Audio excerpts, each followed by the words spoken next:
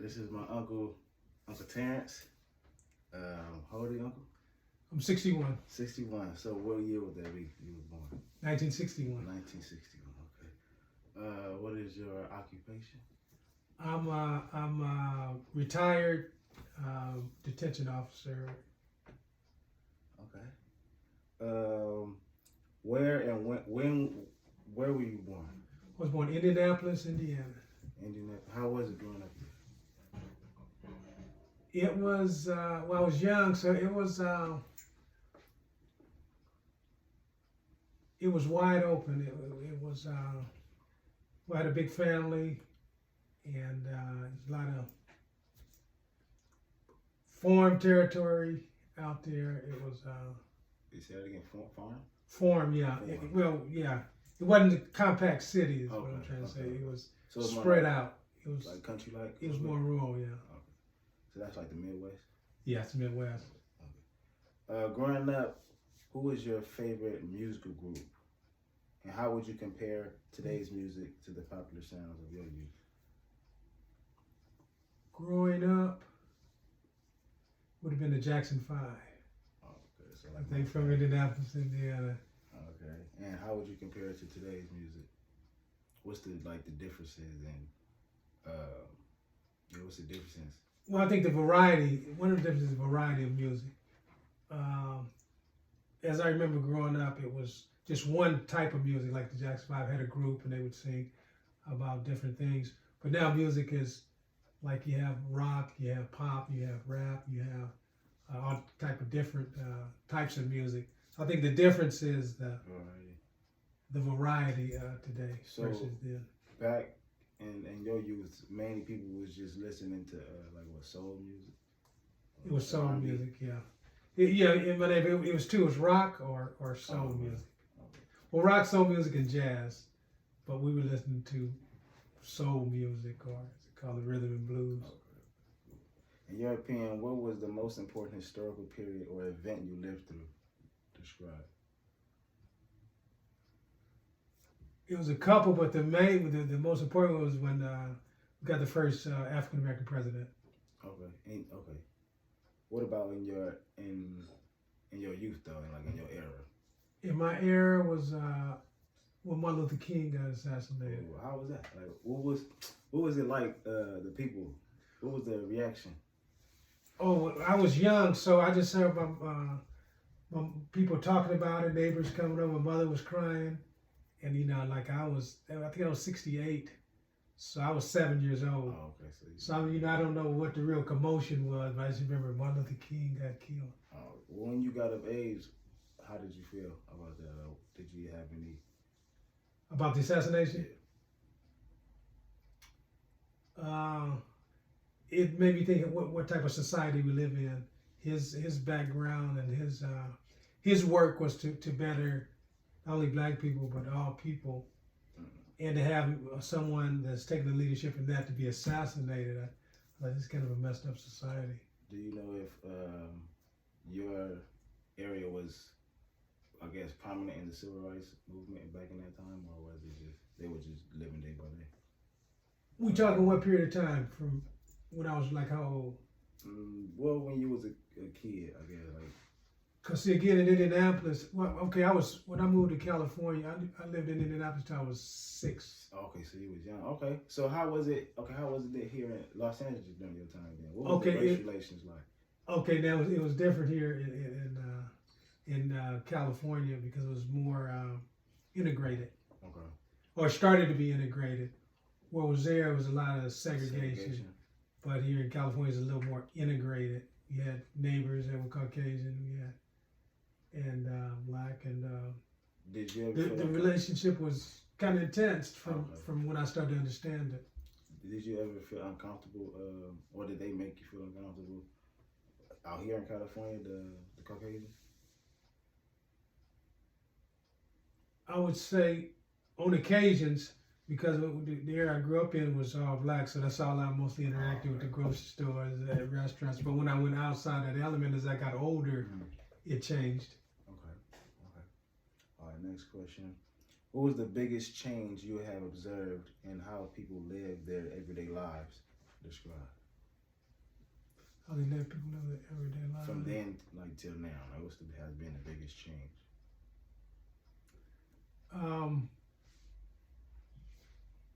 It used to be family oriented. Families used to do everything together, and I think the biggest change now is people's views, how they view family, and it's more individualistic when they strike out. So back then it was more like communal. Oh yeah, absolutely communal. It was Take a village. mother, father go to work, mother stay home, raise the children, take care of the house. On the weekends, you go and do something as a family.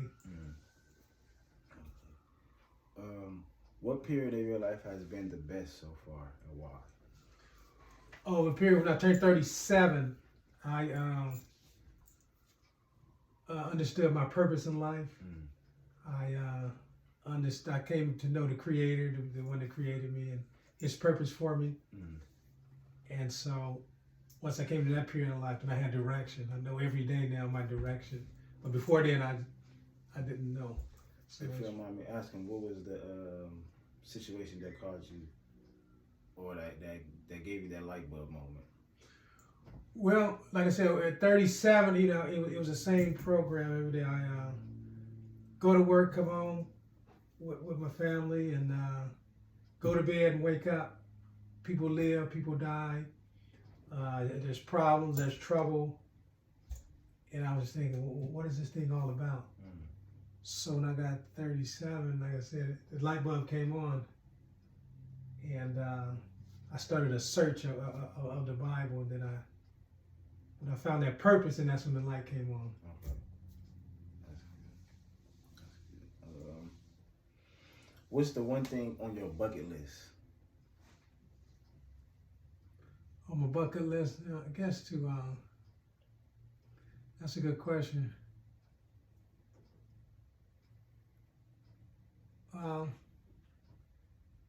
I guess it would be to go to travel to all the continents. All the continents? So, okay. That's a huge bucket, but it's a bucket. I touched a couple of them.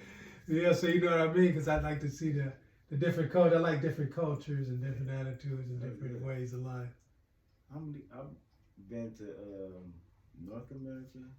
I've been to the Caribbean. I guess that's North America.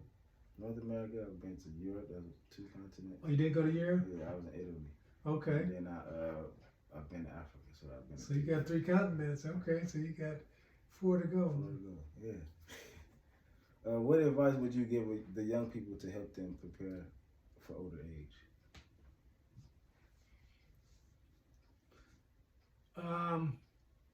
Number 1 would be to come in contact, come to know your Creator, and see what His laws are, what His purposes are, and then under that basis, under that foundation, you'll find direction. Right. And have you experienced any negative attitudes or discrimination because of your race? Describe. Oh, absolutely. I can give you a quick one. When I was in college and lived in the dorms, and I lived in the dorms, so we had a meal plan, 3 meals a day. And there's a time limit from like 7 a.m. to close like 6. So I came in at about 6:12, and the administrators, the people that was allowing you to come in and what did that work? They said you're late. It's after 7. You can't eat. As I said, well, look, the food is still out. Then as college student, if you don't eat, then I can't eat. I earn the money, so I can't eat no more till lunchtime. And so they wouldn't let me eat. And I said, okay. And so I left. So I purposely came in early for 2 weeks to see if it was discrimination. Sure enough, that second week, white couple of 2 white kids came up, and I'm looking up because I'm aware of it. I'm checking to see what it is. So they come in, and the attendant looks at the clock and says, "Okay, come in. You hurry up. You're late." I say, "There it is, right there." So why did they let them in and not me? And so it was discrimination, I thought for sure. What school was this? University of Minnesota. University of Minnesota. Did you take any actions after you found that out, or you just? No, but it opened my eyes. It opened my eyes to racism for the first time because I grew up, like I said, I grew up in a place where it's all black. You didn't get the other race discrimination. So I said, oh wow, this is what discrimination is. Mm-hmm. So do you think the discrimination is as bad as it was back then now? I think it's the same. It's what they call now. It's then it was overt. It was just open, wide open. Now it's what they call institutionalized. You may not see it on an individual basis, but as a whole, you see it. Okay. Okay. Well, that's pretty much it. That's all the questions on here. Oh, okay. I appreciate the time you have given me, and yeah. Okay, I thought you were gonna give me some baby boomers. A boomer is the race exploded, the population exploded. Okay. All right. Yeah, guys, that's my Uncle T. See y'all later. Okay, you did an excellent job, bitch. I would have been able to do that.